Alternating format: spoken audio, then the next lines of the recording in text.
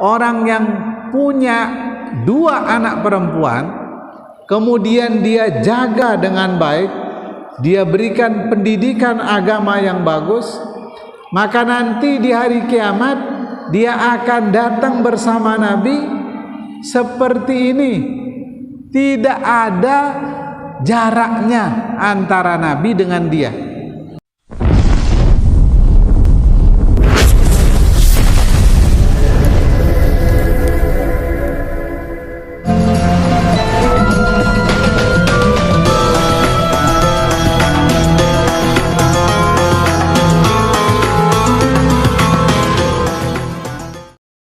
Innal hamdalillah nahmaduhu wa nasta'inuhu wa nastahdiih wa na'udzu billahi min shururi anfusina wa sayyiati a'malina may yahdihillahu fala mudilla lahu wa may yudlilhu fala hadiya lahu. Ashhadu an la ilaha illallah wahdahu la syarika lah wa ashhadu anna Muhammadan 'abduhu wa rasuluh. Ya ayyuhalladzina amanu taqullaha haqqa tuqatih wa la tamutunna illa wa antum muslimun, amma ba'du. Bapak-bapak, ibu-ibu, jamaah salat maghrib rahimakumullah. Alhamdulillah, mari kita panjatkan puji dan rasa syukur kita kepada Allah atas nikmat iman, nikmat Islam, nikmat kesehatan, nikmat waktu luang. Mudah-mudahan semua nikmat itu semakin mendekatkan kita kepada Allah Subhanahu wa ta'ala. Selawat dan salam kepada Nabi kita Muhammad sallallahu alaihi wasallam, semua keluarga dan sahabat-sahabatnya, dan mudah-mudahan kita semua dapat mengikuti perintah-perintahnya. Mudah-mudahan kelak kita mendapatkan syafaatnya. Amin. Amin ya rabbal alamin. Bapak-bapak, ibu-ibu, jamaah rahimakumullah, pada malam hari ini kita akan lanjutkan kajian kita malam Ahad yang lalu, masih berkenaan tentang babu mulatafatil yatim wal banat, bab tentang memberikan kasih sayang kepada anak yatim dan anak perempuan. Untuk malam hari ini insyaallah kita akan bahas tentang memberikan kasih sayang kepada anak perempuan. Jadi hadis ini diriwayatkan oleh Imam Muslim dari Anas bin Malik radhiyallahu anhu, dari Nabi sallallahu alaihi wasallam qala, bersabda. Apa sabda Nabi? Man ala jariyataini hatta tablugha jaa yaumal qiyamati ana wa huwa kahataini. Nabi sallallahu alaihi wasallam bersabda, man ala jariyataini, barang siapa yang memiliki 2 anak perempuan, dia didik, dia jaga sampai balik. Jadi dia berikan pendidikan yang baik, kemudian makan minum, semua kebutuhannya yang primer dipenuhi. Hatta tablugha, sampai dia balik. Jaa yaumal qiyamati ana wa huwa kahataini. Kata Nabi, kelak di hari kiamat saya dan dia akan datang bersama seperti ini, kata Nabi. Kemudian beliau jalinkan telunjuk dan beliau jalinkan jari-jarinya. Kata Nabi, wa dhamma asabi'ahu, kata Anas bin Malik. Kemudian Nabi sandingkan, kumpulkan jari-jarinya seperti ini. Artinya apa, Bapak-bapak? Orang yang punya 2 anak perempuan, kemudian dia jaga dengan baik, dia berikan pendidikan agama yang bagus, maka nanti di hari kiamat dia akan datang bersama Nabi seperti ini. Tidak ada jaraknya antara Nabi dengan dia. Ini Jadi kalau memelihara anak yatim, Nabi sahabat meriwayatkan wa farraja bainahuma, dia renggangkan begini. Hadis riwayat Aisyah dari Imam Muslim, dari Nabi sallallahu alaihi wasallam bersabda, Aisyah mengatakan, ja'atni miskinatun tahmilu bintaini laha. Jadi Aisyah bercerita lagi, ternyata banyak orang miskin di zaman Rasulullah. Jadi kata Aisyah, saya didatangi seorang wanita miskin, dia membawa 2 anaknya. Itu dia mah kena sekek anaknya, dia membawa 2 anaknya. Fa at'amtuha 3 tamaratin, lalu saya beri makan dia, perempuan ini 3 korma. Ini berarti ini bega korman Siti Aisyah ruan le bale, dia kasih 3. Kalau tadi pas dia masuk dia temukan hanya 1, ini sekarang 3. Fa'ataitu kullu wahidatin minhunna tamratun. Nah ternyata yang 3 ini tidak dimakan semua oleh ibunya, tapi dibagi sama-sama 1. Ibunya 1, anaknya 1, anaknya yang satuan lagi 1 biji. Berarti 3. Wa rafa'at ila fiha tamratun litakulaha. Ini. Kemudian ibu ini begitu dia angkat korma ini ke mulutnya, dia mau makan. Ini. Fastata'amatha bintaha fashaqqatit tamratul lati kanat turidu an ta'kulu bainahuma. Ternyata Bapak-bapak, ibu ini tidak jadi dia makan. Kemungkinan anaknya ini begitu dikasih 1 korma langsung buek. Ini langsung buek. Dia ibu ini masih belum dia makan. Kemudian begitu dia mau makan, ternyata dia lihat 2 anaknya sudah habis, tidak jadi dia makan. Dia belah 2 korma yang tadi itu, dia bagi lagi nih setengah, dia bagi lagi nih setengah. Berarti kedua anaknya itu sama-sama 1,5. Dia ibunya tidak makan. Menit aja bekamu doang baku sekek unit. Nah ini, ya kalau misal telur ada 3, dia habis sudah telurnya sama-sama ini. Terus itu belum, yuk kan kamu baru. Nah ini, begitu kalau kita, kalau ibu ini dia bagi gitu, dia begitu dia sudah diangkat mau masuk ke mulutnya, dia lepas, dia bagi 2 lagi sama-sama setengah. Kemudian fa'ajabatni sya'naha, kata Siti Aisyah, saya heran, kaget saya saking baiknya ibu ini, sampai dia tidak sama sekali makan. Dia sangat perhatian kepada kedua anaknya. Kata Aisyah, kaget saya perlakuan dia sama anaknya, baik sekali. Kemudian fadzakartu alladzi sana'at li Rasulullah sallallahu alaihi wasallam faqala. Lalu saya ceritakan bagaimana kondisinya tadi itu. Lalu Nabi mengatakan, innallaha qad aujaba laha bihal jannah.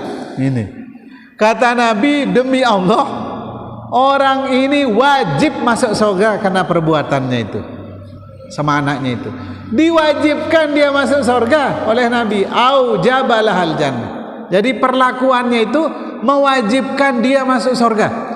Ibu ini kemudian a'taqaha biha minan nar, atau karena perbuatan tadi itu dia bebas dari sentuhan api neraka. Masya Allah, bertemu lagi sekarang Bapak, kita yang punya anak banyak ini sekolah butuh sekian juta, 17 juta apa, sudah kita bilang jangan kita bikin dia berubah wajahnya, berubah aja walaupun tidak ada uang, sambil kita cari. Jadi kita iyakan sama anak kita, tenang anakku, mudah-mudahan kita ada rezeki bersekolah, bimbi, tapi tenang dulu, sabar dulu, ini ada dana yang kita tunggu. Ini memang dana aja kita tunggu, tapi ada apa ndaknya kan? Nah itu, jadi gitu kan. supaya dia jangan kecewa. Begitu Bapak, Ibu rahimakumullah. Jadi subhanallah, hadis-hadis ini menggugah kita bagaimana seharusnya kita sebagai ibu, sebagai bapak bersikap kita sama anak-anak kita. Ternyata anak ini yang mengantarkan kita masuk surga karena perlakuan kita yang baik terhadap mereka. Lagu bapak-bapak, ibu-ibu, hari ini pire kali degedak ke Jokanak lebale gitu. Apalagi anak-anak masih umur-umur masih lah. Ini berapa kali kita ini. Nah, termasuk anak-anak yang sering ke masjid, itu tidak usah kita marah. Kita atur dia. Kalau kita marah, engkau bekete. Aru dendek tuah jok Masjid Al-Muslim godok-godok diri. Merbot misal. Ini. Tapi kita atur yang rapi supaya mereka tetap cinta kepada masjid. Sebagaimana sabda Rasulullah, yang kelak akan mendapat pertolongan Allah itu warajulun qalbuhu mu'allaqun bil masajid. Orang-orang yang hatinya selalu ingin ibadah ke masjid. Tidak pernah terlintas dia mau ibadah di rumah, tapi dia selalu ingin ke masjid, mau ibadah, mau nuntut ilmu, mau melakukan kebaikan-kebaikan yang lain. Jadi masih ada waktu? Nah, sedang selawat, silakan. Mungkin ada yang perlu dipertanyakan Bapak Ibu rahimakumullah sebelum, ya silakan. Waalaikumsalam warahmatullahi wabarakatuh.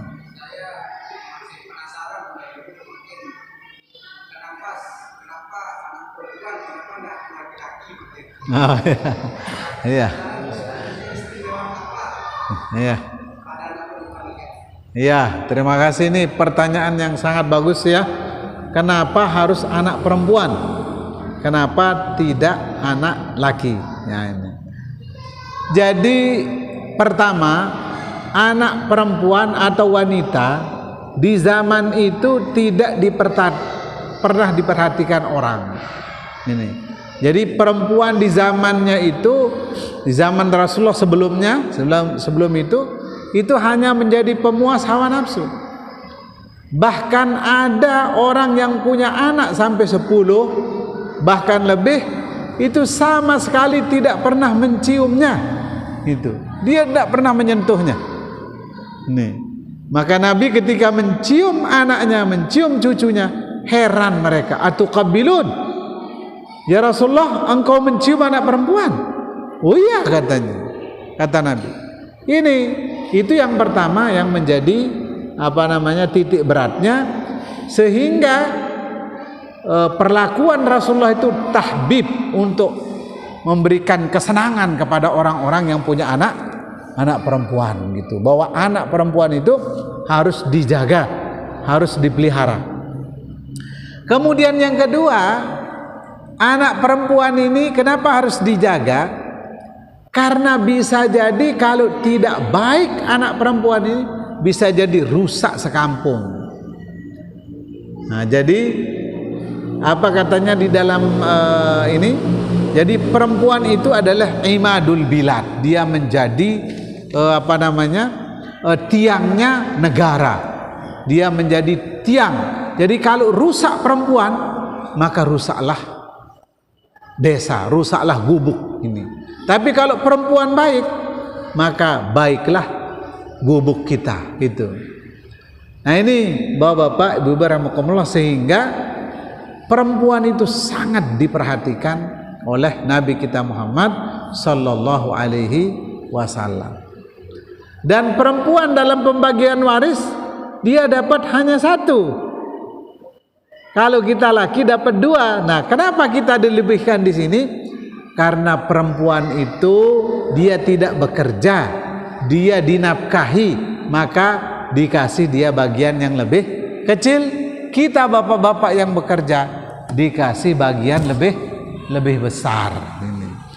Nah, itu di antara rahasia kenapa Nabi SAW menyebut perempuan. Terima kasih. Ini ada yang lain, silakan. Waalaikumsalam warahmatullahi. Para istri yang ditinggal mati oleh suaminya dan tidak kawin lagi atau istri ditinggal. Ya. Bagaimana dengan anak kita ketemu? Ya. Iya. Terima kasih. Jadi kalau istri yang ditinggal mati suaminya, kemudian dia tidak menikah lagi sampai mati juga, sampai meninggal, maka itu akan menjadi istri kita di sorga. Termasuk anak-anak kita nanti yang masuk sorga, kita akan bertemu dengan mereka. Tapi tentu mereka nanti akan bersama suaminya. Ini. Kalau dia tidak menikah, meninggal dalam kondisi tidak menikah, maka dia akan dinikahi oleh Allah dengan laki-laki yang tidak menikah juga. Nah ini.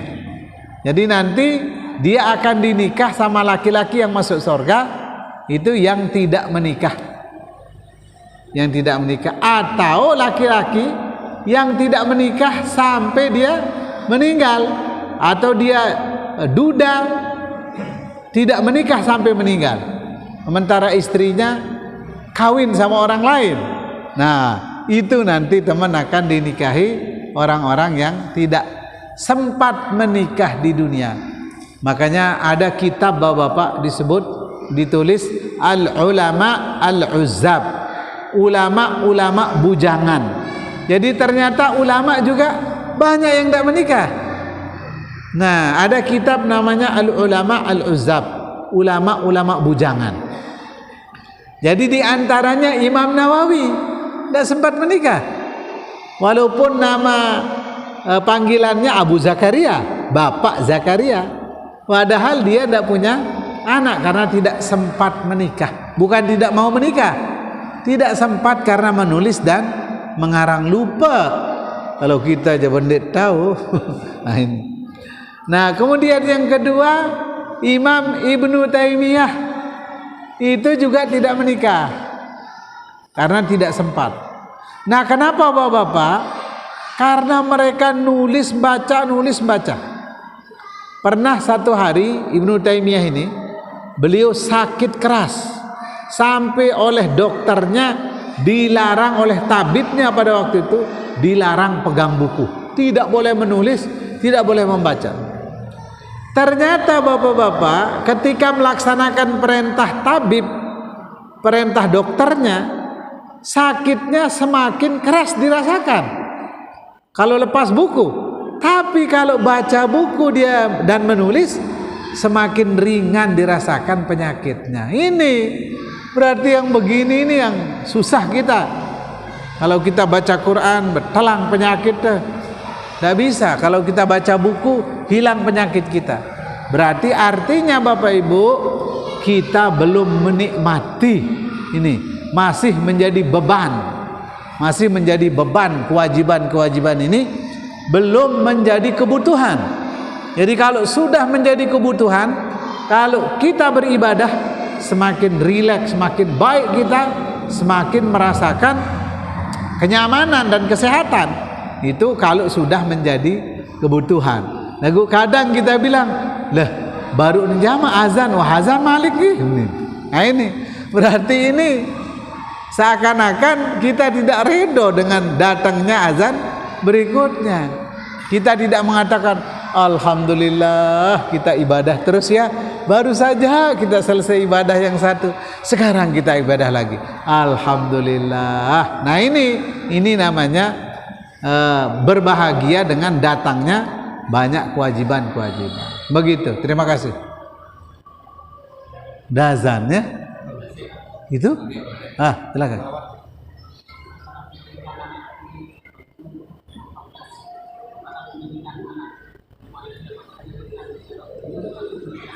Nah, ya terima kasih. Silakan lanjut berikutnya, siapa tadi? Ya.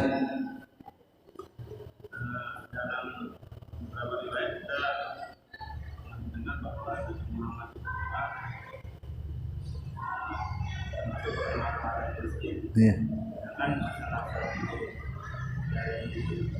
Kisah-kisah para sahabat luar biasa sedapnya, masa berantem hanya saja karena kebanyakan Ya.